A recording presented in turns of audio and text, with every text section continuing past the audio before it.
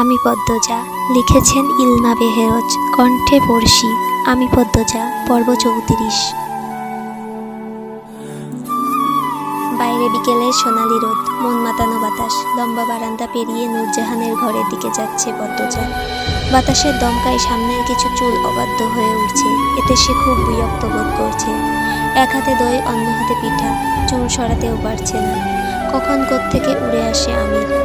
এক আঙ্গুলে উড়ন্ত চুলগুলো পদ্মজার কানে গুজে দিয়ে আবার উড়ে চলে যায়। পদ্মজা চমৎকার করে হাসে।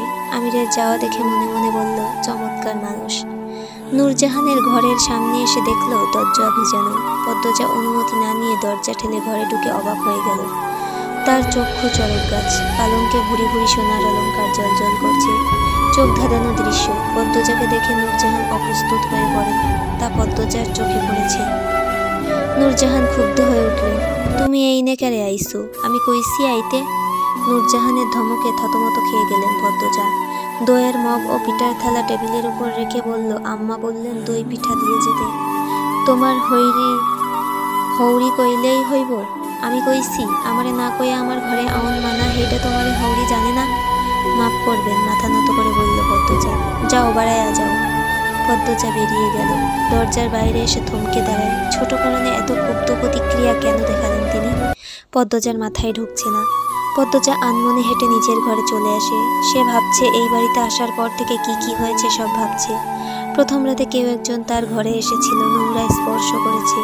সেটা যে আমির নয় সে শতভাগ নিশ্চিত।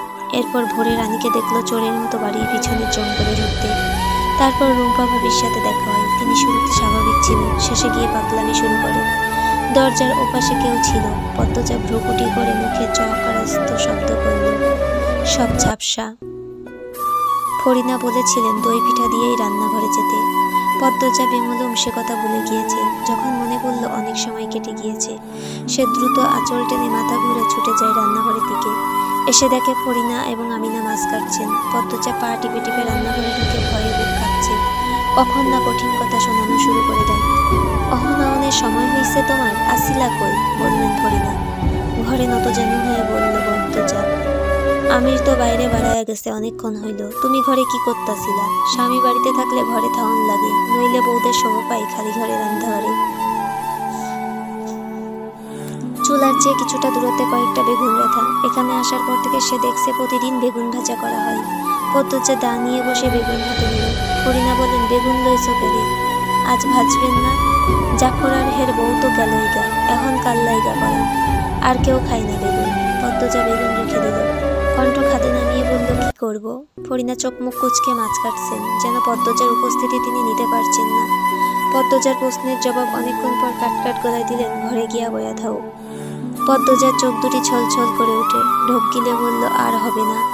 তোমারে কইছে না এইখান থাইকা যাইতে, যাও না কেন? যতদিন আমরা আছি তোমরা বউরা রান্নাঘরের দায়িত্ব লইতে আইবা না। আমিনার কণ্ঠে বিদ্রুপ।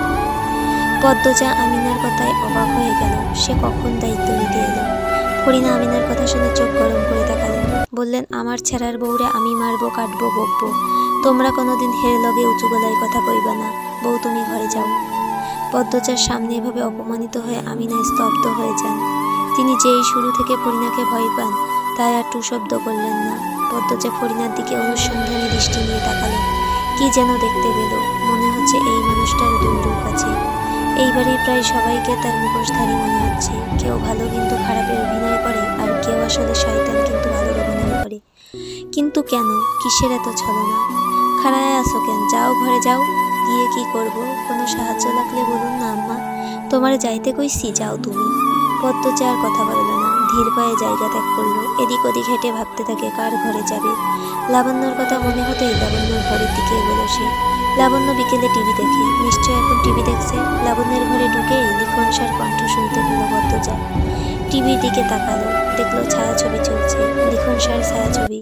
পদ্মজা ঘুরে দাঁড়ায় চলে যেতে। লাবণ্য ডাকলো, ওই সেমরি, যাস কই? এই দিকে আয়। পদ্মজা ঘরে ঢুকে লাবণ্যর পাশে পালাঙ্কে বসলো। লাবণ্য দুই হাতে পদ্মজার গলা জড়িয়ে ধরে বলল, সারাদিন দাদা ভাইয়ের সাথে থাকোস কেন? আমার ঘরে একবার উকি দিতে পারোস না? তোর দাভাই আমাকে না ছাড়লে আমি কি করব? ঘুষি মেরে সরাইয়া দিবি। হ্যাঁ, এরপর আমাকে তুলে আছাড় মারবে। দাভাইকে ডরাস? একটুও না। সত্যি? মিথ্যে বলবো কেন? একদিন রাগ দেখলে এরপর ঠিকই ডরাইবি। আমি রাখতেই দেব না। লাবণ্য হাসে, এরপর টিভির দিকে তাকিয়ে বলল, লিখন সার মতো মানুষরে ফিরাইয়া দেওয়ানের সাহস খালি তোরই আছে, আমার জীবনেও হইতো না। পদ্মজা কিছু বলল না, লাবণ্যই বলে যাচ্ছে, এই ছবিটা আমি এখন নিয়ে 6 বার দেখছি। লিখন সার তার নায়িকারে অনেক পছন্দ করে, কিন্তু নায়িকা পছন্দ করে অন্যজনরে বিয়া করে। বিয়ার অনেক বছর পর লিখন সার প্রেমে পড়ে নায়িকা। ততদিনে দেরি হয়ে যায়, লিখন সার মরে যায়। এই হইল কাহিনী।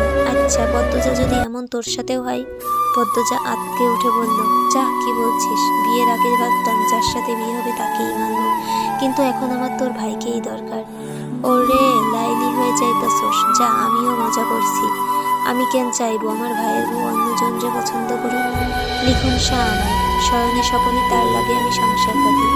পদ্মজা হাসলো, লাবণ্যের পিঠ চাপড়ে বলল, আব্বারে বল লিখন শাহকে ধরে এনে তোর গলায় ঝুলিয়ে দিবে। বিয়া এমনিও দিয়া দিব, কয়দিন পর মেট্রিকের ফল দিব, আমি তো ফেল করমি। দেহিস কিছু হবে না, পাশ করবি। রানী আপা কই? কি জানি কই বইয়া রইছে, চুপ থাক, এখন টিভি দেখ। দেখ কেমনে কান্দতেছে লিখন শাহ, এই জায়গাটা আমি যতবার দেখি আমার কান্দন আইসা পড়ে। বলতে বলতে লাবণ্য কেঁদে দিল, ওড়নার আঁচল দিয়ে চোখের জল মুছল। পদ্মজা টিভির দিকে মনোযোগ সহকারে তাকালো, দৃশ্যে চলছে লিখন শাহ ঠোঁট কামড়ে কাঁদছে, ঘোলা চোখ দুটি আরো ঘোলা হয়ে উঠেছে, ঘরের জিনিসপত্র ভাঙচুর করছে, তার মা বোন ছোট ভাই ঘরে গুটিসুটি মেরে দাঁড়িয়ে আছে। এক টুকরো কাজ ঢুকে পড়ল লিখন শাহর পায়ে, আর্তনাদ করে ফ্লোরে বসে পড়ল। তার মা দৌড়ে আসে পাগলামি থামাতে বলে। লিখন শাহ আর্তনাদ করে শুধু বলছে, তুলির বিয়ে হয়ে যাচ্ছে আম্মা, আমি কি নিয়ে বাঁচবো? কেন তুলি আমাকে ভালোবাসলো না? আমি তো সত্যি ভালোবেসেছিলাম। পদ্মজা বাকিটা শুনল না, মনোযোগ সরিয়ে নিল। তার কানে বাজছে, পদ্মজার বিয়ে হয়ে যাচ্ছে আম্মা, আমি কি নিয়ে বাঁচবো? কেন পদ্মজা আমাকে ভালোবাসলো না? আমি তো সত্যি ভালোবেসেছিলাম। পদ্মজার চোখের কান্নে সে অশ্রু জমে, সে অশ্রু আড়াল করে লাবণ্যকে বলল, তুই দেখ, আমি চাই। লাবণ্যর কানে পদ্মজার কথা ঢুকলো না, সে টিভি দেখছে আর ঠোঁট ভেঙে কাঁদছে। পদ্মজা আর কিছু বলল না, উঠে দাঁড়ায় চলে গেল। দরজার সামনে আমিরকে দেখতে পেল, তার বুক ধপ করে উঠল। পরে মনে হলো সে তো কোনো অপরাধ করেনি, তাহলে এত আশ্চর্য হওয়ার কি আছে? আমির কাগজে মোড়ানো কিছু একটা এগিয়ে দিল, বলল, ঘরেও পেলাম না, রান্নাঘরেও না, তাই মনে হলো লাবণ্যর ঘরেই আছো। টিভি দেখছিলে নাকি? চলবে। উপন্যাসের পরবর্তী পর্বগুলো পেতে চাইলে সাবস্ক্রিপশন করে পাশে থাকুন। গল্পগুলো ভালো লাগলে লাইক, কমেন্ট এবং শেয়ার করে পাশে থাকবেন। ধন্যবাদ।